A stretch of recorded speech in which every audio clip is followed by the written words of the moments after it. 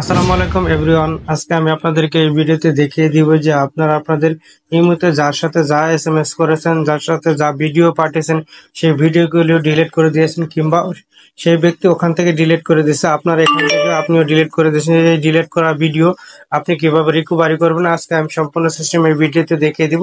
চলুন তাহলে কথা না বাড়িয়ে ভিডিওটি শুরু করি। প্রথমে আপনারা আপনাদের ফোন থেকে আপনাদের যে ইমো অ্যাকাউন্টটি আছে সেই ইমো অ্যাপটাকে প্লে স্টোর থেকে আপডেট করে নেবেন। আপডেট করে নেওয়ার পর ইমো অ্যাপটাতে চলে যাবেন।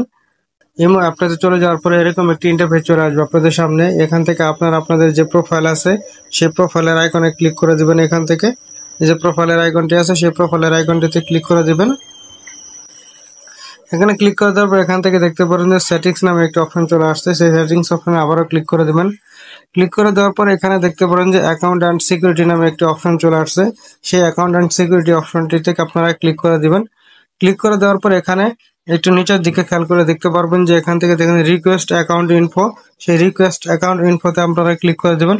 ক্লিক করে দেওয়ার পর এখানে এরকম একটি ইন্টারভিউ চলে আসবে। এখানে দেখতে পাচ্ছেন রিকোয়েস্ট অ্যাকাউন্ট ইনফো, এখান থেকে নিচের দিকে দেখতে পাচ্ছেন রিকোয়েস্ট, সেই রিকোয়েস্ট অপশনটিতে আপনারা ক্লিক করে দেবেন। ক্লিক করে দেওয়ার পর এখানে কিন্তু একটি লেখা চলে আসছে। এখানে যে দেখেন এই লেখাটি কিন্তু তারা আমার কাছে 3 দিন সময় চেয়েছে। 3 দিনের মধ্যে তারা আমি ইমোতে যা এসএমএস করেছিলাম, চ্যাট করেছিলাম, যেগুলো ডিলিট করে দিয়েছি সেগুলো কিন্তু 3 দিনের মধ্যে ইমো টিম কিন্তু আমাদেরকে রিকভারি করে দিবে এবং আমাদের ইমোকে একটি এসএমএস আকারে দিয়ে দিবে যে আপনার অ্যাকাউন্টে সব মেসেজগুলো রিকভার হয়ে গেছে। এরকম একটি নোটিফিকেশন আমাদের কিন্তু দিয়ে দিবে রিকভার হয়ে গেলে।